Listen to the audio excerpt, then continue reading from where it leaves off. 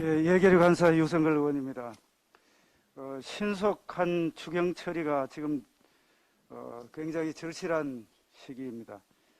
어제 국민의힘은 윤석열 정부 출범 후에 첫 당정 협의를 열어서 코로나19 사태로 인한 영업 제한으로 피해를 입은 소상공인 자영업자 370만 명에 대한 최소 1인당 600만 원씩을 지급하는 추경안에 대해서 협의를 했다는 말씀을 드립니다. 이번 추경안에서는 지난 대선에서 국민의힘이 약속한 사항을 반영하고 특히 지난 추경에서 제외된 분들을 적극적으로 지원하도록 노력했다는 말씀을 드립니다. 손실보상 보정률을 기존 90%에서 100%로 상향하고 또 분기별 하한액도 현행 50만 원에서 100만 원으로 올렸습니다. 저소득층과 취약계층 약 225만 가구에 75만 원에서 100만 원 4인 가족 기준입니다. 긴급 생활지원금을 지급하기로 했습니다.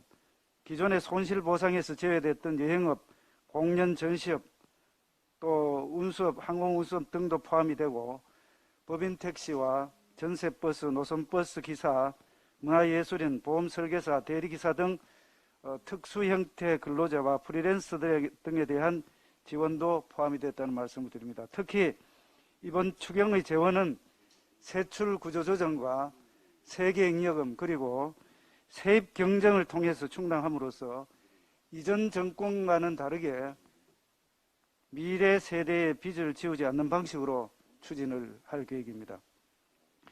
이번 대책으로 어려움에 빠진 국민들에게 재기의 희망을 줄 수 있을 것으로 기대를 하고 있습니다. 예결위는 5월 19일과 5월 20일 이틀 동안 종합정책 질의 겸 부별심사를 하기로 민주당과 합의했다는 말씀을 드립니다. 민주당 역시 빠른 추경에 협조 의사를 밝힌 만큼 국민의힘 예결위 간사로서 이번 추경을 통해서 협치의 첫 출발점으로 삼을 수 있는 계기를 마련해 가겠다는 말씀을 드립니다.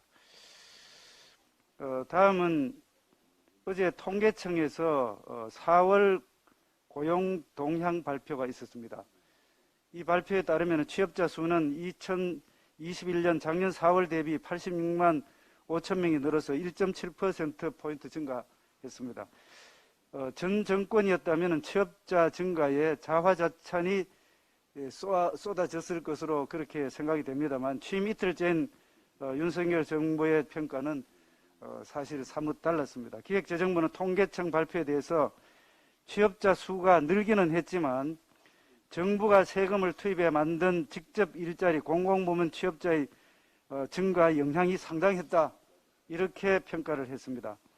그러면서도 재정을 통한 일자리 창출은 지속 가능하지 않으므로 민간 고용 여력 제고와 산업구조 변화에 대한 선제적 대응이 필요하다고 이렇게 언급을 했습니다. 기획재정부의 분석처럼 코로나19를 계기로 확대된 의료, 복지, 돌봄 수요에 대응하기 위한 공공부문의 고용 증가가 전체 고용 증가의 거의 40%, 정확히 한 37%를 차지하고 있습니다. 거기에다가 단순 그리고 일자리 위주의 60세 이상 일자리가 대폭 증가한 것이 그 특징이라고 말씀드릴 수 있겠습니다. 객관적인 평가를 통해서 실질적인 대응 방향을 고심하는 정부 부처의 표현이 지금 나타나고 있습니다.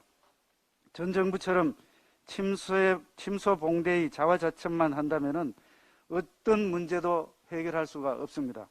현실을 직시하는 것이 새로운 시작의 출발점입니다. 윤석열 정부와 국민의힘은 올바른 진단과 처방을 통해서 국민의 삶의 질이 향상될 수 있도록 최선의 노력을 다하겠다는 말씀을 드립니다. 이상입니다.